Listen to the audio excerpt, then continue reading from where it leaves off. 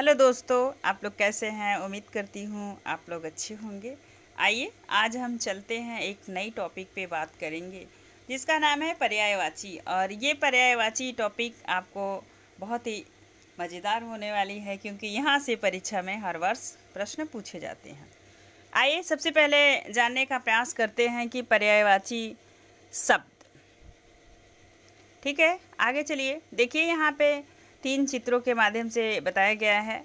एक विद्यालय है, दूसरा पक्षी है और तीसरा महिला है। आइए इनको जानने का प्रयास करते हैं। विद्यालय, देखिए विद्यालय को पर्यायवाची का मतलब होता है कि इनके अनेक नामों से ये पर्यायवाची जाने जाते हैं। तो आइए देखने का प्रयास करते हैं। जैसे विद्यालय, स्कूल, पाठशाला, शिक्षालय, विद्यागृह और मदरसा। पक्षी है, खग है, विहग है, पक्षी और जो है कि एक पंछी है, एक पक्षी है। तो नभचर है, पखेरु है। तो याद रखिए, बाकी चीज़ तो आप जान रहे होंगे, ये पखेरु और नभचर। आगे चलते हैं, स्त्री को देखने का प्रयास करते हैं, जिन्हें औरत कहते हैं, नारी कहते हैं, महिला, स्त्री और वनिता और रमणी। तो ये इन शब्दों से तो आप परिचित हैं। आगे चलिए, यहाँ पे हम देखें आगे। तो दिया है कि दिए गए 3 चित्रों के लिए 18 शब्द दिए गए हैं और ये सभी शब्द इन चित्रों के लगभग समान अर्थ देते हैं। ठीक है, आगे चलें। हिंदी भाषा में इस तरह के समान अर्थ वाले शब्दों का अपार भंडार है। ठीक है, ये हिंदी भाषा है, यहाँ पे ऐसे शब्दों का अपार भंडार है। इस तरह के शब्द लगभग समान रूप से देखने का प्रयास करते हैं, समान होते हैं। आप भी देख लीजिए, कहीं कहीं पर बहुत सूक्ष्म सा अंतर होता है जो परिस्थितियों के अनुसार बदला है। ठीक है, तो इसे जानिए। अर्थ की वजह से ही ये शब्द समानार्थी या पर्यायवाची शब्द कहलाते हैं। तो पर्यायवाची शब्द जो होते हैं उन्हीं का दूसरा नाम समानार्थी है। आगे चलिए और देखने का प्रयास करते हैं। पर्यायवाची शब्दों का प्रयोग करते समय इस बात का ध्यान रखा जाना चाहिए कि प्रत्येक स्थिति में एक शब्द के स्थान पर उनके समानार्थी या पर्यायवाची शब्द का प्रयोग नहीं किया जा सकता है। जैसे देखिए, प्राचीन काल में नौकर प्रथा प्रचलित थी, तो राम दिन हमारे घर का पुराना दास है। ठीक है, उदाहरण के माध्यम से समझने का प्रयास कीजिए। तो यहाँ पे देख रहे हैं कि उपर्युक्त तो दोनों ही वाक्य अटपटे लग रहे हैं क्योंकि दोनों ही वाक्य में अनुचित समानार्थी शब्दों का प्रयोग हुआ है। पढ़ने से ही पता चल रहा है, प्राचीन काल में नौकर प्रथा प्रचलित थी, राम दिन हमारे घर का पुराना दास है। तो ये दोनों शब्द आप प्रयोग करेंगे तो आपको खुद समझ में आएगा। देखिए, नौकर और दास दोनों ही समानार्थी शब्द हैं, परंतु इनका प्रयोग इस प्रकार होना चाहिए था। अब देखिए, उसी उदाहरण को दोबारा जो है कि सिस्टम पे ला के बताया जा रहा है। तो प्राचीन काल में दास प्रथा प्रचलित थी। ठीक है, देखिए उसी चीज़ को और किस तरीके से प्रयोग करके बताया जा रहा है। राम दिन हमारे घर का पुराना नौकर है। तो दोनों ही उदाहरण के माध्यम से आप देख पा रहे होंगे, तो आप जान पाएंगे कि कैसे शब्द का प्रयोग उचित और अनुचित ढंग से होने पे उसका अर्थ बिल्कुल बदल जाता है। कुछ प्रमुख पर्यायवाची शब्द इस प्रकार हैं। आइए देखिए, अश्व का मतलब होता है घोड़ा। ये संस्कृत का शब्द है। तो आइए जानते हैं। घोड़ा, तुरंग, वाज है, घोटक। असुर, देखिए असुर का मतलब राक्षस होता है। दैत्य है, दानव है, निशाचर है, रजनीचर है और धनुज। रजनी का मतलब रात होता है, तो रजनी में रात के समय चर मतलब घूमने वाला, तो ये रजनीचर हो जाएगा। धनुज है। आगे देखिए, अतिथि, मेहमान, जिसे अतिथि का मतलब होता है मेहमान, और आगंतुक, अभ्यागत, पाहुना। पाहुना मतलब रिश्तेदार होता है, तो मतलब रिश्तेदार ही अतिथि के रूप में आते हैं।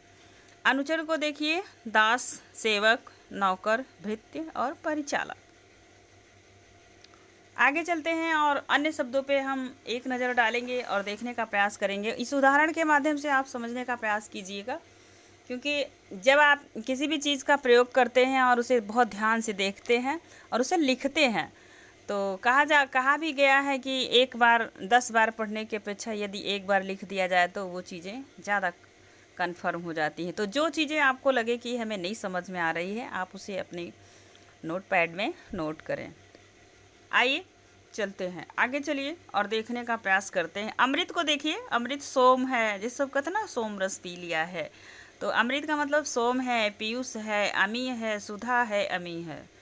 अमी, एक अमी है और एक अमी है, दोनों में थोड़ा सा डिफरेंस है, आप ध्यान देंगे तो। आगे चलते हैं। अहंकार, अहंकार का मतलब घमंड और अभिमान, दम्भ और दर्प।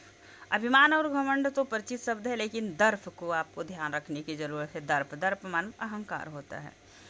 आभूषण को देखिए, आभूषण मतलब गहना होता है, भूषण जैसे कहते हैं ना, भूषण भिन्न विराजय कविता वनितामित, तो वही है। अलंकार है, जेवर है। आकाश को देखें, आकाश मतलब अंबर, नभ, गगन, आसमान, व्योम, शून्य। तो आगे चलिए। इच्छा को देखिए, इच्छा का ही दूसरा नाम आकांक्षा है, अभिलाषा है, मनोरथ है, कामना है, लालसा है।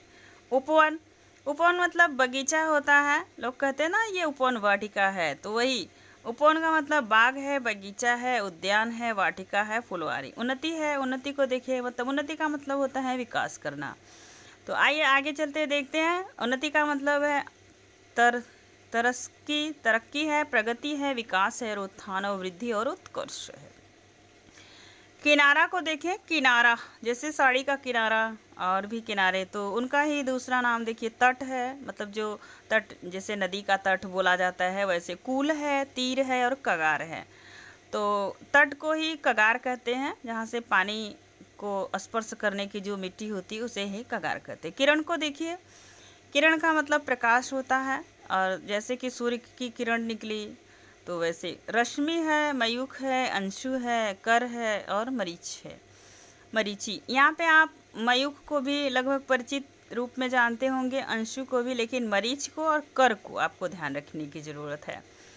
कपड़ा को देखिए, वस्त्र है, वसन है, चीर है, पट है, अंबर है, ये भी लगभग आप जान रहे होंगे। कमल का देखिए बहुत बार पूछा जाता है, पंकज, जलस, अरविंद, राजीव, सरोज, अम्बुज।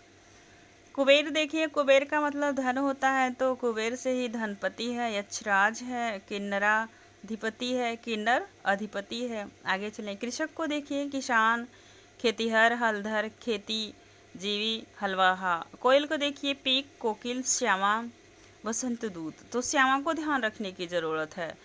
गर्मी को देखें, गर्मी का मतलब ग्रीष्म होता है, घाम होता है, गांव में लोग इस शब्द का प्रयोग ज़्यादा करते हैं।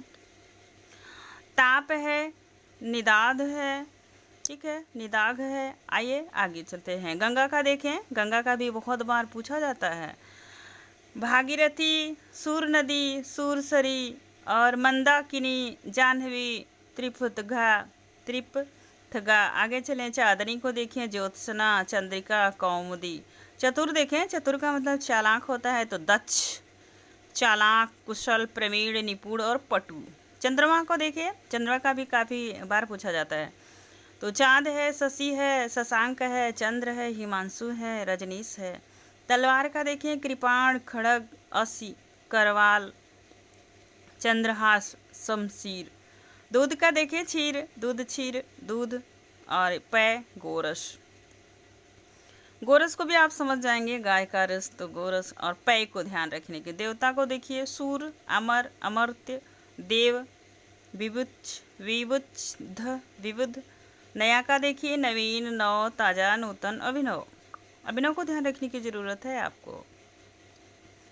आगे चलें। नाव का देखिए, नौका, नया, तरिड़ी, किश्ती, बेड़ा, डोंगी, तरी। नदी का देखिए, नद, सलील, तटनी, निर्झरणी, तरंगिणी, सरिता, पवन, हवा, वायु, अनिल, समीर, वात, मरुत, प्रभंजन। प्रभंजन को आप याद रखिएगा पवन में, बाकी चीज़ें तो आप जान रहे हैं, हवा है, वायु है, अनिल है, समीर है, वात है, मरुत है, प्रभंजन।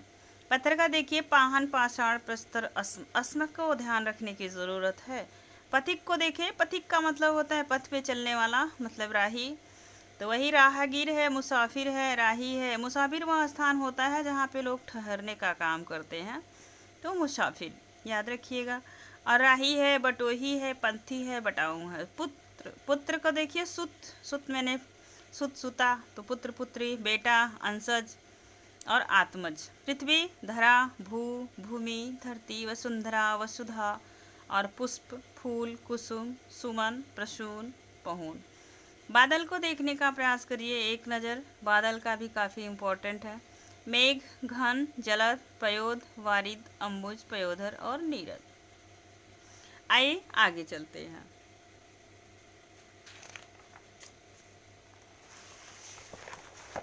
कुछ उदाहरण को और देखने का प्रयास करेंगे, फिर आगे चलेंगे। बाल का देखिए, केश, कुंतक, कंच, अलक। अलक को ध्यान रखने की ज़रूरत है। बिजली देखिए, विद्युत, चंचला, दामिनी। दामिनी तो पिछली बार पूछा गया था। तड़िक, सौदामिनी। बंदर का देखिए, वानर, कपि, मरकट, हरि, शाखा, मृग। भौरा का देखिए, भौरा, भ्रमर, अली। अली माने सखी होता है, अली माने भौरा होता है। यही मात्रा बड़ी हो जाएगी तो सखी हो जाएगा, और अली माने भौरा। भृंग देखिए, मधुकर, माता। माता को देखिए, माता का होगा माँ, अम्बा, अंबिका, जननी, धात्री। धात्री का होता है उस स्त्री को कहते हैं जो, वो माताएं जो दूध पिलाती हैं, उन्हें धात्री कहते हैं। मार्ग का देखिए, रास्ता, राह, रास्ता, पथ, पंथ, मग। मग, डगर, डगर भी कहते हैं इसको। मछली का देखिए, मत्स्य, मीन, मकर, अंडज। मनुष्य का देखिए, मानव, नर, मनुज, संसान, इंसान, आदमी, व्यक्ति, मर्द, पुरुष। मोर का देखिए, मयूर, सारंग, केकावल। मोक्ष का देखिए, मुक्ति, निर्वाण, वैकल्य। वैकल्य की प्राप्ति हुई थी ना उनको, जो है कि बिहार के जो थे गौतम बुद्ध जी को, वो ये प्रश्न भी पूछा जाता है। सदगति, यमराज, काल, अंतकृत, कृतांत, सूर्यपुत्र, अंतक। सरस्वती का देखिए, शारदा, वागीश्वरी, हंसवाहिनी, वीणावादिनी, वाकदेवी। संसार, जग माने संसार होता है, विश्व, जगत, दुनिया, जगती। आज का प्रयास बस यहाँ तक। उम्मीद करती हूँ आप लोग अच्छे होंगे। आज के लिए बस इतना ही। खुश रहिए, मस्त रहिए, अपना ख्याल रखिए। धन्यवाद।